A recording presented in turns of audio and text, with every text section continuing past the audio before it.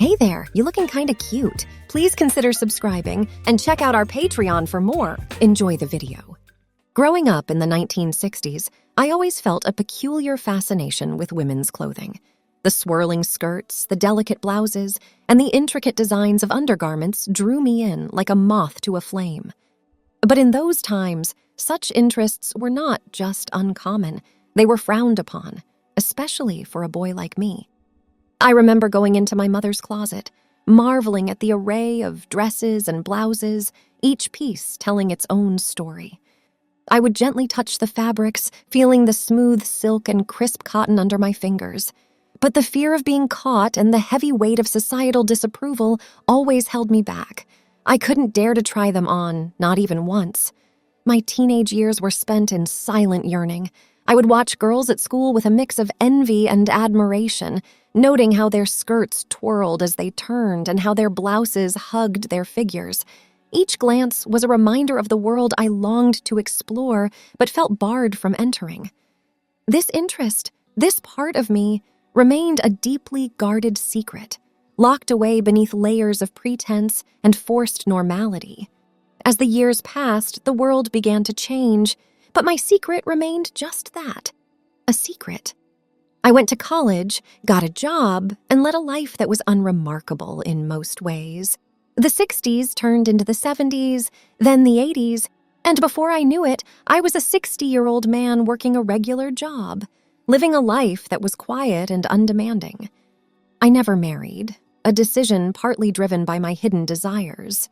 Instead, I found solace in my work and the few hobbies that kept me busy. My life was routine and predictable, and that was how I liked it. Or at least, that's what I told myself. In 2023, the world had transformed in ways I could never have imagined as a child. What was once taboo was now more openly discussed and accepted. Yet, despite the shifting tides of societal norms, my secret remained just that, a secret, buried under decades of fear and apprehension. Then came Emily, my co-worker, who was as vibrant and commanding as she was young. At 25, she was a whirlwind of energy and confidence, the complete opposite of my quiet, reserved self. Emily had a sharp eye and a sharper tongue, and it wasn't long before she picked up on my subtle glances towards her stylish outfits. One day, she cornered me with a teasing smile. "I've noticed you admiring my clothes, you know," she said, her voice laced with a playful dominance that made my heart race. "What's the matter? Can't help but appreciate good fashion?" Her words were light, but they struck a chord deep within me. After a moment of hesitation, I found myself confessing my lifelong interest in women's clothing. I expected ridicule, but Emily's reaction surprised me. Her eyes lit up with excitement. "That's amazing!" she exclaimed. "Why don't you come over to my place? I've got a great idea. We can have a little fashion exploration day." I was taken aback by her enthusiasm and openness. Before I could process what was happening, she had taken charge of the situation, planning and organizing with a zeal that was both intimidating and exhilarating. She assured me she would handle everything, including ordering clothes in my size that she would later return. The week leading up to our meeting was a blur of anticipation and anxiety. Thoughts of finally trying on the clothes I had admired for so long filled my mind, mingling with fears of the unknown. Would I finally find the piece of myself I had hidden away for so long? The day arrived, and I found myself standing at Emily's doorstep, my heart pounding in my chest. She greeted me with a wide smile and led me inside. Her living room had been transformed into a makeshift dressing room, with clothes laid out meticulously on the couch, skirts, dresses, blouses, and undergarments, all in styles and colors I had only ever dreamed of wearing. "Let's start with the basics," Emily said, holding up a pair of delicate undergarments. They were soft to the touch, with lace trimmings and a gentle hue of cream. As I changed into them, I felt a wave of surrealism wash over me. This was really happening. Next came the shaving. Emily guided me through the process, her hands steady as she helped remove the hair from my body. The sensation of smooth skin was new and strangely liberating. Then it was time for the wig. Emily had chosen a blonde one, long and flowing. She carefully adjusted it on my head, and as I looked in the mirror, I barely recognized the person staring back at me. The transformation was astounding. The clothes followed, a skirt that swirled around my legs, a blouse that felt like a second skin, and a dress that cascaded down in waves of fabric. Each piece was a revelation, fitting me in ways I hadn't imagined possible. Emily was meticulous, adjusting a hem here, a sleeve there, ensuring that everything looked just right. As I stood there, clad in a dress of deep emerald green that contrasted beautifully with the blonde wig, Emily stepped back to appraise her work. "You look incredible," she said, her voice tinged with genuine admiration. For the first time, I saw myself not as the man I had always been, but as someone new, someone who had been hidden away for far too long. The reflection in the mirror was me, yet not me, a version of myself that was both foreign and deeply familiar. The rest of the day was spent experimenting with different outfits. Emily had an eye for style and picked out clothes that not only looked good, but also felt right. She showed me how to apply makeup, starting with the basics: foundation, mascara, and lipstick. Each brush stroke was a step further into this new world. We tried various combinations: a pencil skirt paired with a fitted blouse, a floral dress complemented by a light cardigan, each outfit more enchanting than the last. The sensation of nylon stockings against my legs was new and strangely exhilarating. I had never experienced anything like it before. As the day turned to evening, we sat down, surrounded by a whirlwind of fabric and colors. Emily looked at me, her expression thoughtful. "How do you feel?" she asked. It was a simple question, but it held so much weight. I searched for the words, but all I could muster was, "Free. I feel free." "That's wonderful," she replied, her smile warm. "You know, we could go out sometime, if you're comfortable. There's no rush, but the world is a lot more accepting now. It could be fun." The thought of stepping outside, dressed as I was, filled me with a mix of fear and excitement. But looking at Emily, her confidence and support shining through, I felt a glimmer of courage. "Maybe," I said, the word feeling like a promise of possibilities yet to come. The evening ended with us planning our next meeting. Emily was enthusiastic, talking about different places we could go, things we could do. For the first time in a long time, I felt a sense of anticipation for what the future might hold. As I drove home that night, still feeling the soft fabric of the clothes against my skin, I realized that this is what I always wanted to be. Our next meeting was scheduled for a Saturday, and as the day approached, my usual routine felt more mundane than ever. Work passed in a blur, with my thoughts constantly drifting to the upcoming weekend. My interactions with Emily at the office were tinged with a new layer of understanding, a shared secret that brought an unexpected closeness. The day finally arrived, and with a mix of nerves and excitement, I made my way to Emily's house once more. This time, there was a sense of familiarity as I walked through her door, greeted by her bright smile and an array of clothes and makeup laid out in anticipation. "We're going to try something a bit different today," Emily announced, her voice full of enthusiasm. "I thought we could experiment with a more casual look, something you could wear out and about." The idea of venturing outside dressed in women's clothing was both terrifying and thrilling. The world outside Emily's house was not the safe, accepting space we had created, but her confidence was infectious. She handed me a pair of slim-fitting jeans and a soft, pastel-colored blouse. The jeans were a stark contrast to the skirts and dresses I had worn last time, but they felt right in a different way, hugging my legs comfortably. The blouse was light and airy, with delicate buttons and a subtle floral pattern. Next came the makeup. Emily's skilled hands worked their magic, applying foundation, eyeshadow, and lipstick with precision. The transformation was less dramatic than last time, but no less significant. I looked in the mirror and saw a version of myself that was both new and familiar, a blend of my male identity and the female persona that was slowly emerging. "You look great," Emily said, and I could hear the sincerity in her voice. "Are you ready to take the next step?" I took a deep breath, steadying my nerves. Yes, I think so.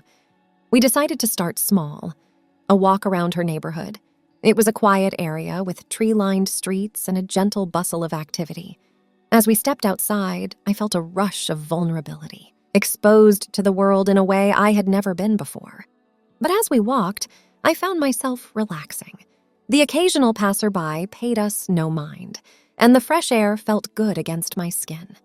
Emily chatted casually, her presence a comforting anchor in this new experience. We stopped at a small cafe, its outdoor seating inviting in the warm afternoon sun. Sitting there, sipping coffee and watching the world go by, I felt a sense of normalcy. It was an ordinary moment, yet it held extraordinary significance for me. As the afternoon turned to evening, we made our way back to Emily's house. The walk had been uneventful, but to me, it was a milestone. I had stepped out into the world as my true self, and the sky hadn't fallen. Back at her house, we talked about the day. "How did it feel?" Emily asked. "It was normal," I said, the word feeling like a revelation. "I was just another person on the street. It felt good." Emily smiled. "That's a big step. I'm proud of you." As I drove home that evening, the thought of our next meeting filled me with a purpose.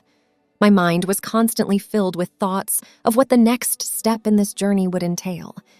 I found myself researching different styles of women's clothing online, trying to understand the vast world of fashion that I had been oblivious to for so long. Finally, the day arrived. I was to spend the entire day at Emily's house, diving deeper into the experience of cross-dressing. This time, I felt less apprehensive and more excited, eager to see what Emily had planned. When I arrived, Emily greeted me with her usual bright smile and a hug. "Today is going to be special," she said, leading me into her living room, which was once again transformed into a personal dressing room. The first item she presented to me was a delicate, lace-trimmed bra. Handling it felt almost sacred, a tangible symbol of the identity I was exploring. Emily showed me how to put it on, adjusting the straps for a comfortable fit. The sensation of the fabric against my skin was unfamiliar yet comforting. Next were the panties, soft and silky, with a floral pattern that matched the bra. Slipping into them, I felt a sense of completeness, a physical manifestation of the part of me that had been hidden for so long. Emily then brought out a selection of outfits, each carefully chosen to suit my style and body shape. The first was a knee-length A-line dress in a soft shade of lavender. It had a modest neckline and cap sleeves, and as I put it on, I was amazed at how it flattered my figure, the fabric flowing gently around my legs. The transformation continued with the application of makeup. Emily's expertise was evident as she applied foundation, blush, and eyeliner, enhancing my features subtly yet effectively.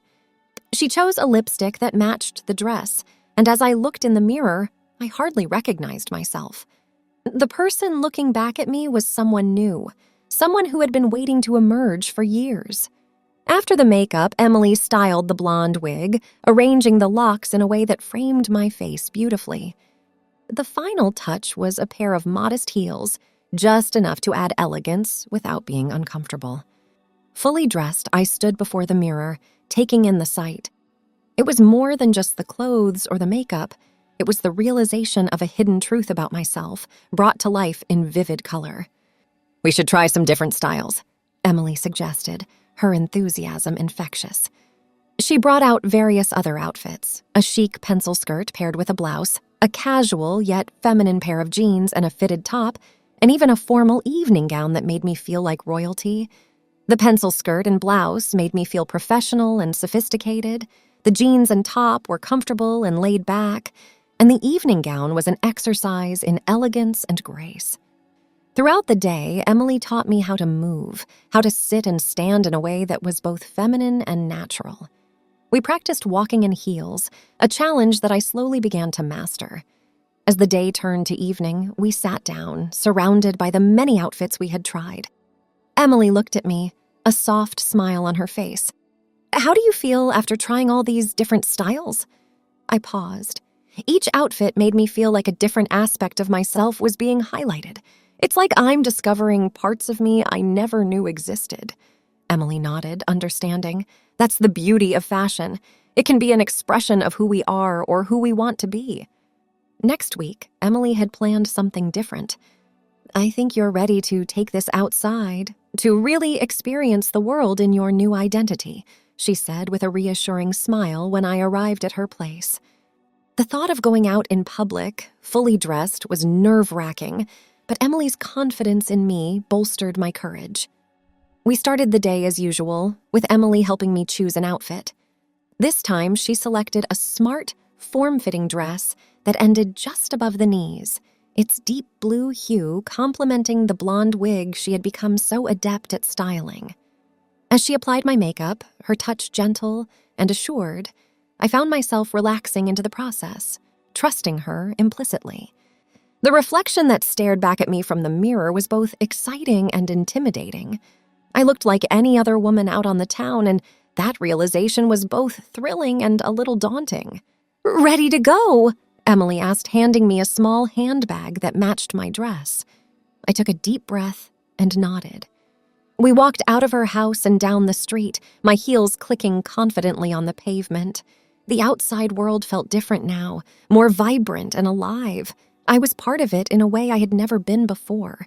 We decided to visit a nearby shopping mall, a bustling place filled with people. As we walked through the doors, I felt a flutter of anxiety, but it was quickly overshadowed by the exhilaration of being out among people.